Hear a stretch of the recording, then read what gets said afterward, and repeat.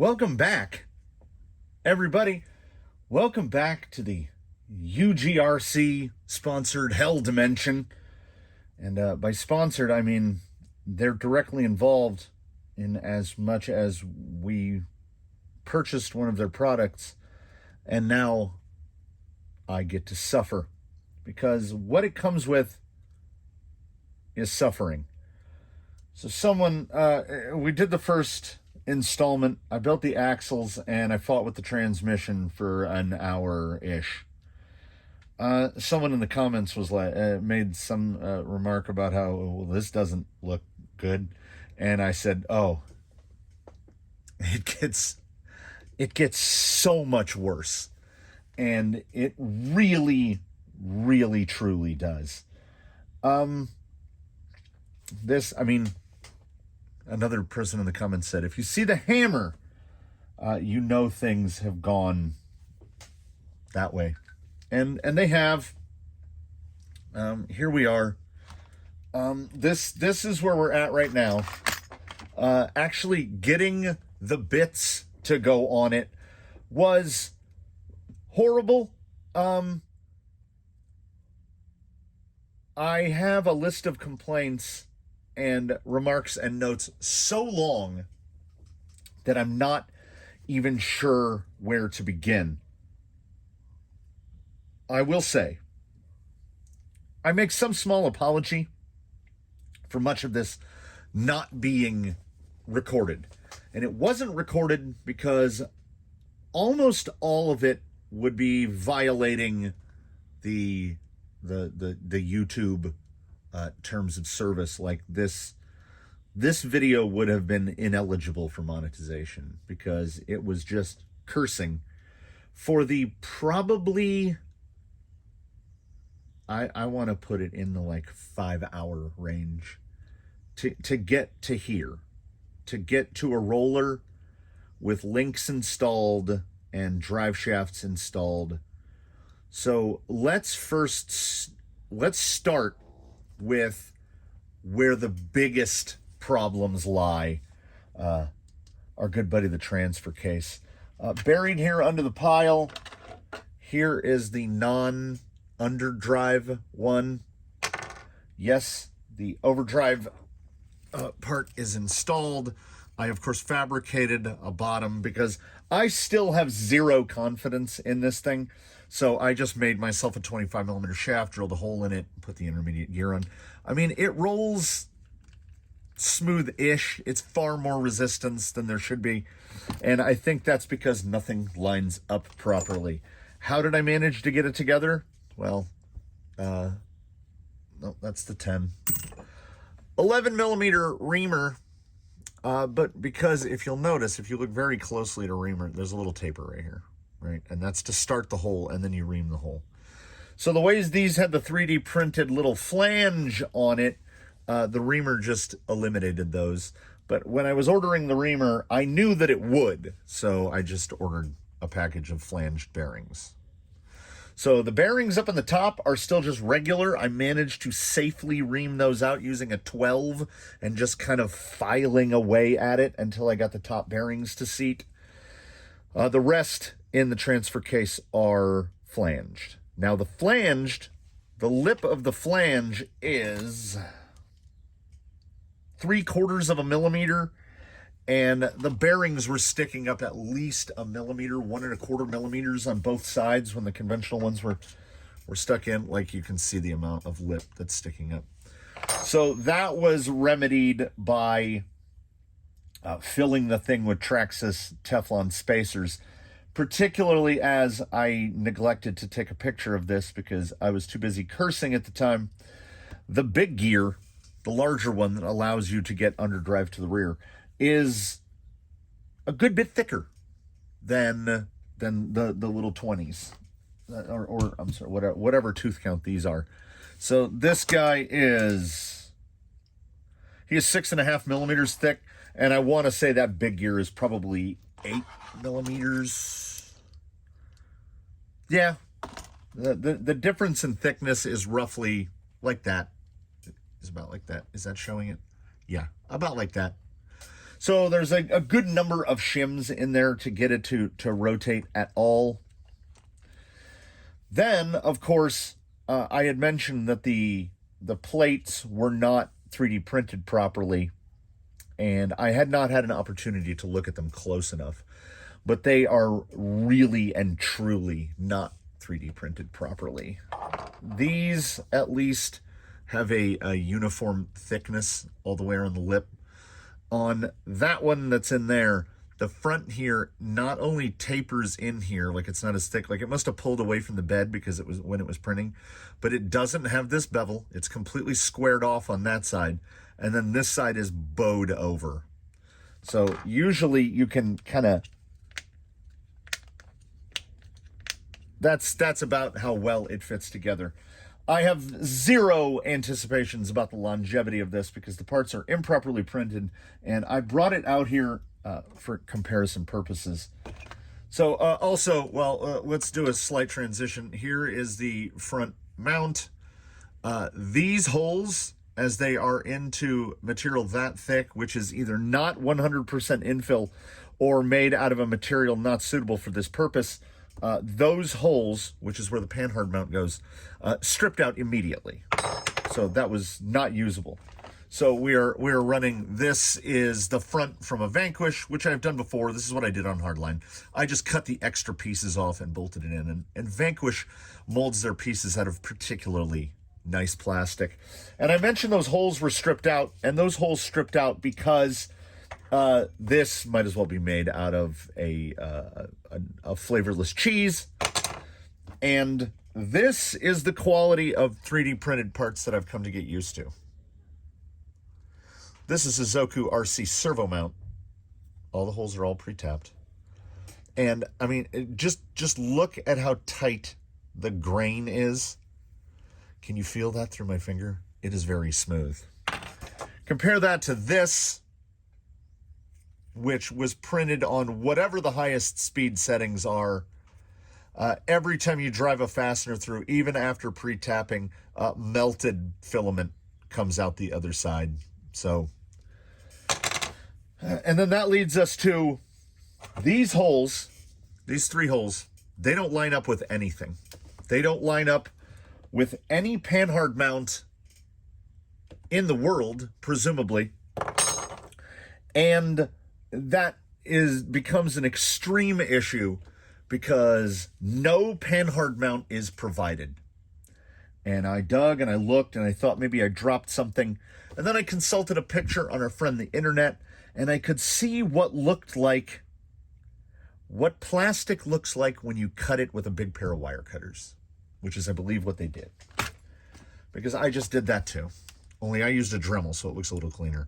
They literally cut the plastic panhard mount off of the shock tower.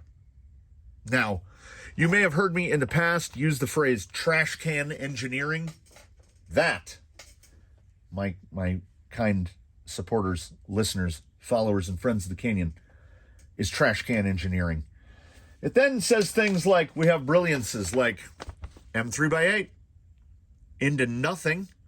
There is no rear chassis brace and none of the other braces will fit. So I just grabbed a hex standoff that was from one of the Amazon kits, and that is the only thing bracing the rear end. We then have issues like we've got fit and finish issues, which are when attempting to mount the skid and the FMM, none of the holes really line up. And when you're dealing with 3D printed, that's not great. Like, I mean, just look at the gap there. That's as tight as you can get it to go. So these holes didn't 100% line up. And that doubly became a problem because when these holes were cut, whatever file they sent out to have them cut, these were cut to 2.5 millimeter as opposed to these. So I had to drill these out. I had to drill a number of holes on the chassis and plates out to get them to fit. Then it says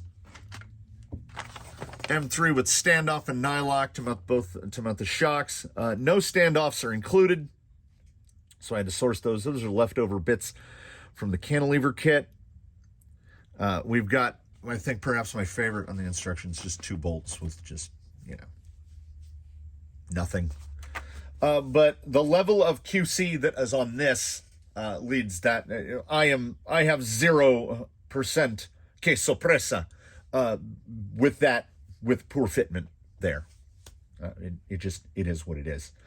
Then whatever you do, you are in a woeful place if you follow if you follow anything in this instruction sheet, you're in for a bad time, because using the forward hole basically aims the pinion output into the ground. The pinion output in the front is terrible, but if I clock it any more, we're running the caster in the front is, I guess that would be positive caster, because we're usually running negative. It does not have a significant amount of caster in it, and yes, Virginia, I did indeed swap the C-hubs. So if I had not swapped the C-hubs, we would be in positive caster right now. So again, this absurd link, get a gander of that. This absurd link is not the right length. And it's not just that it's the right length. It's that no matter how you try to place this, there's only one way to fix this. And that is to put longer links.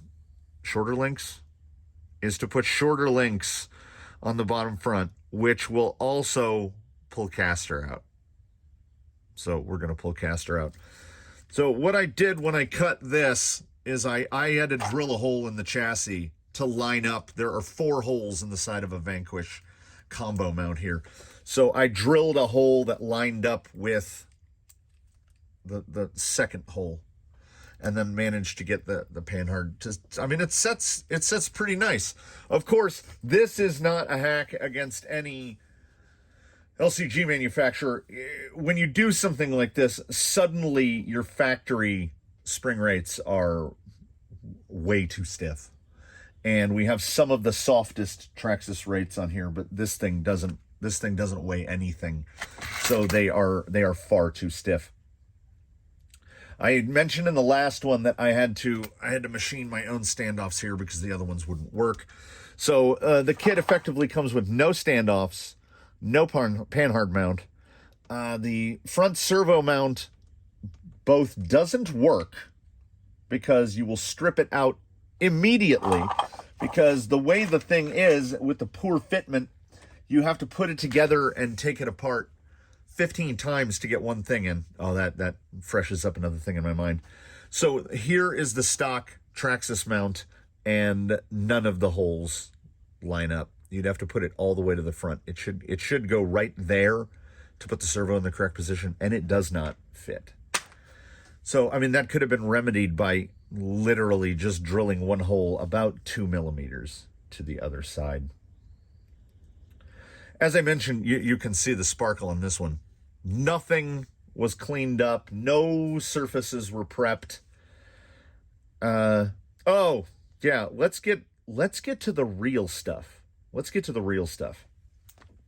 This is the longest drive shaft that you can assemble with the parts from a sport kit. It is nowhere near long enough. It's probably 30 millimeters too short. The drive shaft that it is in there now is fabricated out of the longest Traxxas drive shaft that I can assemble with the parts I have on hand. And as such, we still have, what is that? I mean, you generally don't want deflection because that means you don't have enough shaft insertion. It's the longest one I could build. The front is basically the shortest one I could build, and at full squeeze, it's bottomed out. So the trans placement or transfer case placement did not take Traxxas parts into account. Also, I assume it will loosen up over time, but particularly where these links mount, there's not enough relief behind them. So if I disconnect this link, I can swivel it up and it will just stay in that position. It won't flop back because they're too tight.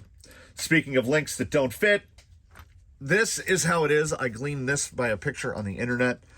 The front upper link is intended to mount on the outside, and it would have to mount to the outside because there is the motor, and you will see the little, let me get a white background, there we go. You'll see the little button head in there. Let me illuminate you on how fun it is to mount that. You have to disconnect the front motor mount and rotate it to the side so that you can get the screw in. And then if you get it in the wrong position, you get to take the entire vehicle apart again to get to where it is. So we could correct this. We could find this pinion angle out a little bit more at the expense of losing what little caster we have left.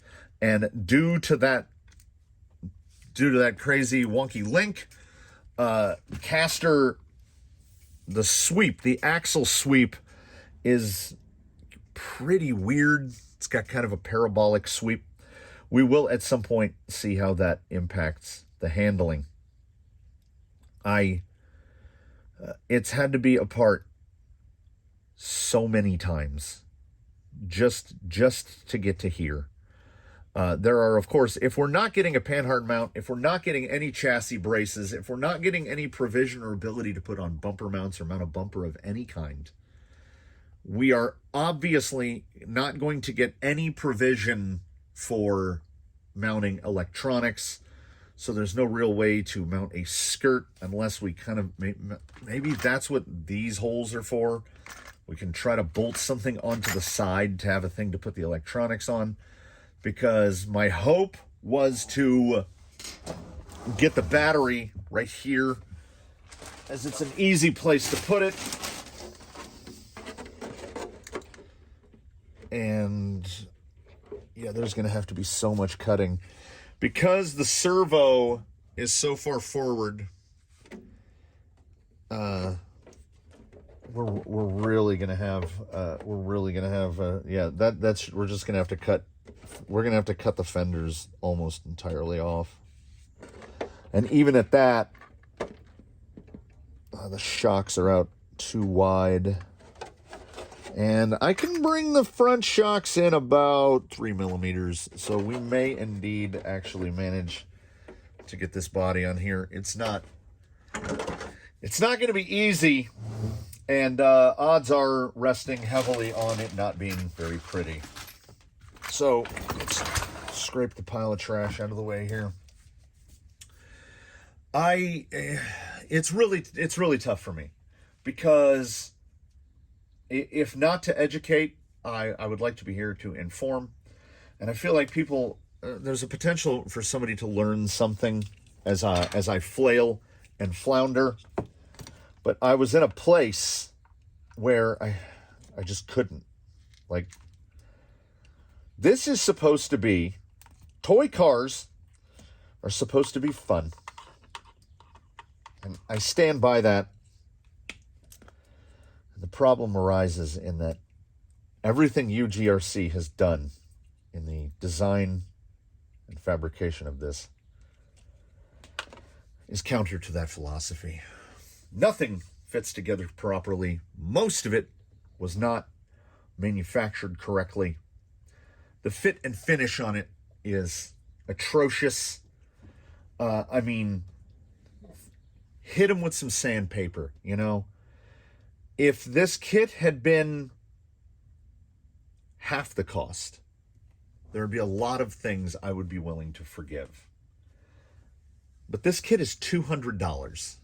Was it worth $200? Hell no! Would I recommend this kit to anyone under any circumstance? Hell no! Because I feel on some small level that I got red catted a little bit, where I see what they were trying to do, but they did not do it successfully. There's nowhere to mount the front servo mount properly. Now, I can drill more holes in the chassis because it works out on one level, in that the servo horn is ahead of the panhard. That's nice. Look at that angle on the steer link. That steer link should be parallel with this and parallel with the panhard. Those three links should be parallel to one another. You know where they're parallel to one another? On every single Traxxas vehicle, that every TRX4 that you would assemble, all three of those links are perfectly parallel to one another. So there is stuff that is not correctable. The kit cannot be built out of what comes in a TRX4 Sport Box and what comes in the GRC bundle of goods. The rear drive shaft will never be long enough. You're going to have to assemble the longest drive shaft you can for the rear. Many parts are simply not included, chuck standoffs, etc. The length of the uppers to get your pinion angle up to sort of okay, that's the only hole you can run. So you've got all those holes, and you can't use any of them. They will point the pinion at the ground. You would have to change the links, and due to how much link separation we have at the front relative to the amount of link separation at the rear, again, I understand what they were trying to do. We're trying to get to positive anti-squat, but without rising this link, you get a pinion sweep that is really aggressive because you have the link length discrepancy. I don't want to say that it's not that hard. I want to say that somebody didn't do the math, and I don't like math, so I myself, very, very beep, I myself try to avoid math, but this is an instance where it's kind of important. So what I did is these don't come pre-bound. If you'll remember the CTO one from the video with their neat little color changing buttons, and the grip that's too small for my hand. We can make that one green, or let's make it white. So we'll go with all white. So we've got steering. And I had complained in the CTO1 review, if you weren't present for that one, that you don't set your endpoints in real time. Yeah, it's not that much of a problem, because you just start low, right? I dialed him down to 50%, and then I looked at how the sweep looked, and then I went up a couple points, and I basically had to make I made 3 trips to the setting, and there we were. Now, this has nothing to do... Oh, I didn't go in and... This is right here, everybody. I wanted to bring you along for this because I hadn't brought you along for so much.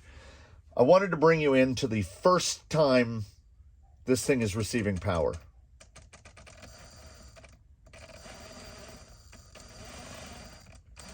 And as anticipated, we get a real fine low speed from the Furatech and the Yellow Jacket.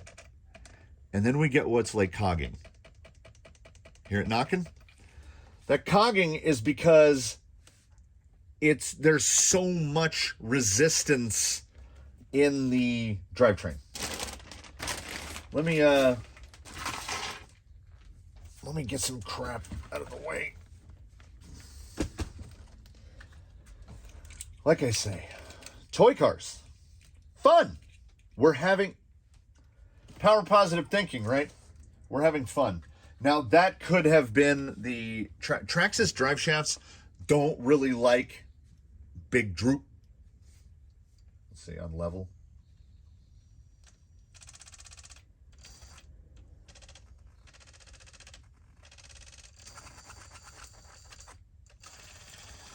Okay, so we can definitely see evidence of the rear underdrive. Now, the transmission sounds a bit like a drunken chainsaw, which is not surprising, because the pinion, we need to dial the pinion over a little bit. Let's do that together. Because I think the whole top shaft, so the top shaft effectively just floats. The only thing holding it in place is the pin with the top gear. So let's see if we improve that.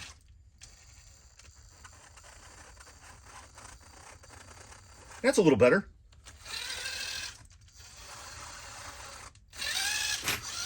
All right, you know what? We gotta go out on a note. I am going to figure out how to strap this stuff down well enough to take this thing out and mush it up. So if I've got the battery here, I'm wondering if I can fit the electronics right there, right next to the motor. You know what? I'm going to take a couple minutes and I'm going to figure out if that can be done. And I mean, it's kind of a chunk receiver, but it's an 8-channel, so it can afford to be kind of a chunk. Let me see if I can fit some stuff in there. And then, you know what? We'll take it out, and we're at least going to go up slick rock with it. I mean, the springing is ridiculous. This thing's sitting neutrally. It's over 3.5 inches. We've got 90 millimeters under the skid. So the breakover on this thing would be ridiculous. But let me see if I can't strap these down. Maybe, you know what? I mean, there's a slot here. I might just zip tie some stuff to the chassis. I want to see it, I want to see it do something off of this bench to try to get me out of this funk I'm in. All right. So that was part of the most, if not the most relaxing bit that I've had since I started working on this thing. Because some real comfort zone stuff, let's say. It is a piece of Kydex cut shaped like an L. You might be able to see from the bottom. There you go. Mounts to the 4 holes for like a winch right under there. Receiver there. Speed control there. Didn't even bother to cut the zip ties.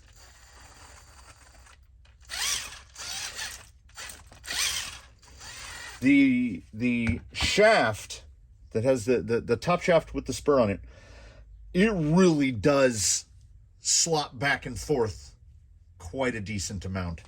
So I'm going to have to, I'll have to pull this cap and I'll have to pull the entire thing apart again.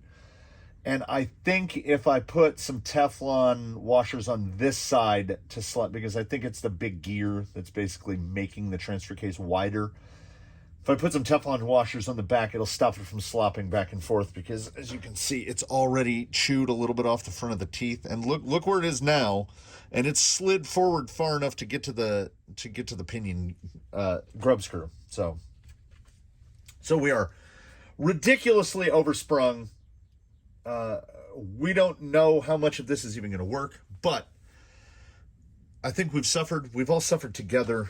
We might as well enjoy a little bit of wheeling and about. I didn't even bother to cut the zip ties. If we roll it, it doesn't look like there's anything that's really going to jab into the ground. I don't have anything that I can throw on it.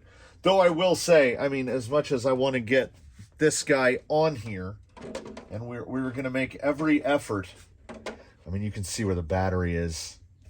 I think these are pretty much this is what they have in mind, because that would be relatively straightforward to mount on there. We're gonna get there. Before we get there, let's go together. Let's go out and see if the fabric hobbling, and mind you, I didn't cut a single piece from the TRX 4Sport kit. So worst case scenario, let's not go there. Let's not think that. Let's go outside and wheel instead. In some collision of the rational and the irrational, on the drive back here, I was thinking, man, this thing tracks surprisingly straight. Like, I thought for sure I had not eyeballed the horn on correctly, and it's not a turnbuckle for the drag link, and I was just like, oh, it's not going to go straight. Yeah, it goes really straight. And then I remembered I spent several hours working to get that underdrive gear to fit. So 30% underdrive, yeah, the front end is pulling the back end. So yeah, it's gonna go straight. First ever rock.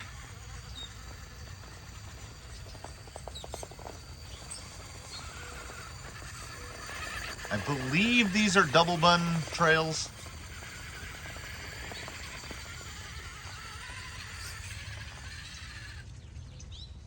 I have no problems. As I said, I was lured by this chassis by the appearance of it, because I saw some things that I really like. I saw that big link separation, which, I mean, look at the flex in the front. Very, very nice.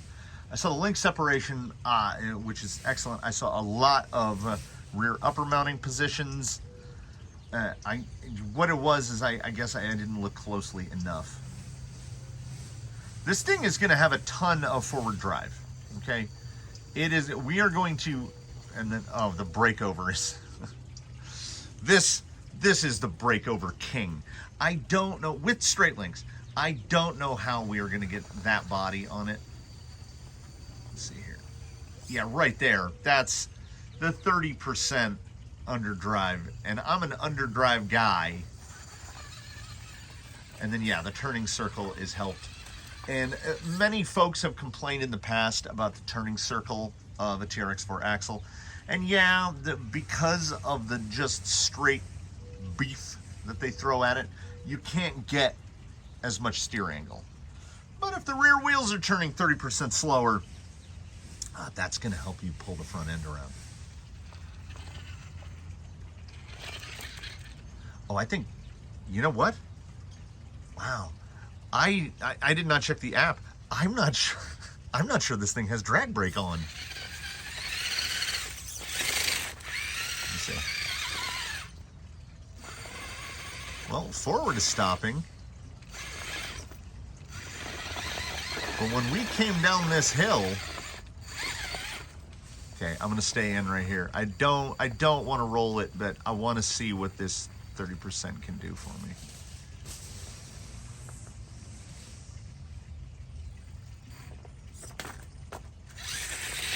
I mean, back. Oh yeah. Yeah, there's no. I think we're loosening the gearbox up.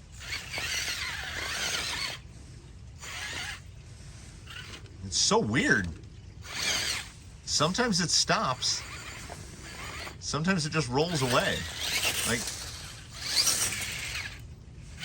yeah, I need to take a moment. I need to pop into the FureTech app here, as it is it's inside the camera, and I think drag brake just might be off. Yes. Drag brake had 0. Drag brake and whatever they have, locked brake. I haven't looked into the manual, but maybe like a hill hold type of thing, like an active brake. Also, startup power was at medium, and I switched it to low. And what I do like is a change that when you make it, the results are immediate, and that is what we had here. Like, it drives different. Yeah, those spring rates though. It is going to be a trick to get used to things like side hilling with 30% underdrive. Because our only similar experience is with big overdrive on the Phoenix. Yeah, I mean, that 30% really helps with descending. And then the breakover, whoo, baby. What we've got here is a recipe for performance, and this is working. The feelings that I had in the shop are I can see the light at the end of the tunnel. Now, the amount of work that I had to put in, this is okay. Let me put it in contractor terms. tearing it down to the studs, right, for a remodel. You go all the way down to the studs. That is what I had to do to my house to build it, which makes it take 3 times as long and cost twice as much. Because if you're just starting from nothing, you can do it faster and easier.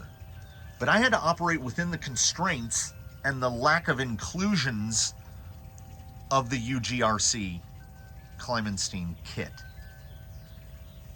Had I not had to do that, let me put it this way.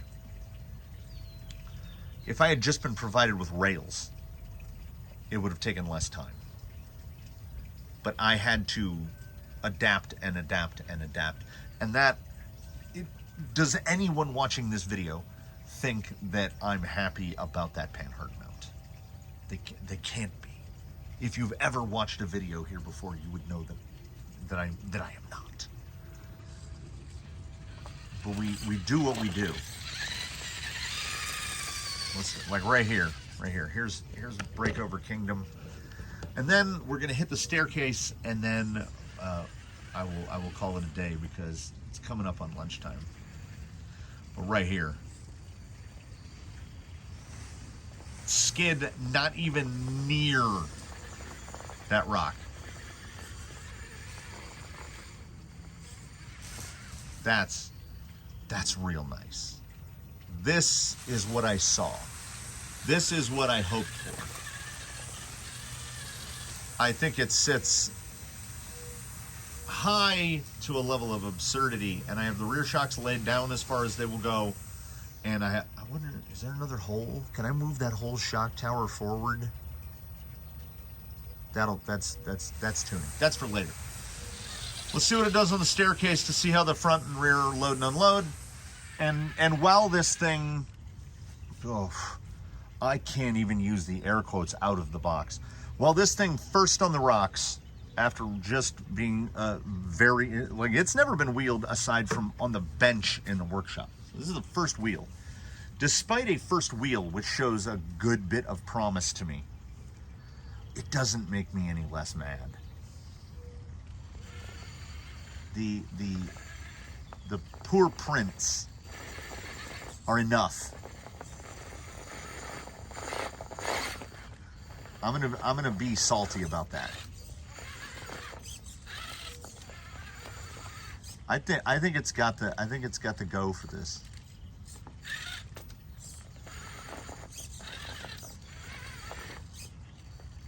Just gotta get into the spot. The Furatech is ice cold. Oh! I looked away. Little sluggo there. It's not. And I have to give it more. I gotta put more pepper in it than I want for right here. So let's try. Nobody goes for this far right.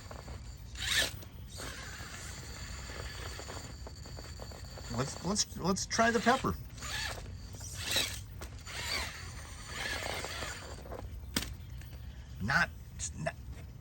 It's not quite there, but I think it's a spring rate more than anything.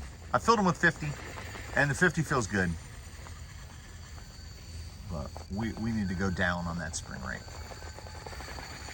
Much as I enjoy that amount of ground clearance and the improved breakover, we're suffering a little right there. That was real snappy stuff, and that's because, like here, you see it going here. The springs are not doing a lot of compressing. We got a ton of forward drive. 30% underdrive will do that. And again, what better tire to run some testing on than a Canyon Trail? Now this should have enough to pull back. Yep, there we go. I unquestionably see promise, but at the same time, I'm still mad about it. thanks for sticking with me on this one, everybody. We will see what I manage to do on the bench between now and the next installment to see how I can get this thing a little more together the way I want it to be. I don't know what I'm going to do about that body. I guess I did not realize that the servo sits that far forward.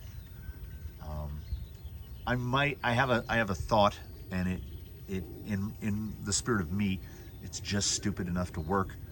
So there's gonna be some stuff going on in the background. I'll see you in the next one. Please do tune in for whatever comes next. Please do comment below. Like if you like to subscribe if you haven't, do consider channel membership. We're gonna get there. We're gonna get there. And now when I look at that, like I'm feeling pretty good about this thing's initial performance. And then I look at that big long drive shaft and think, you couldn't do this.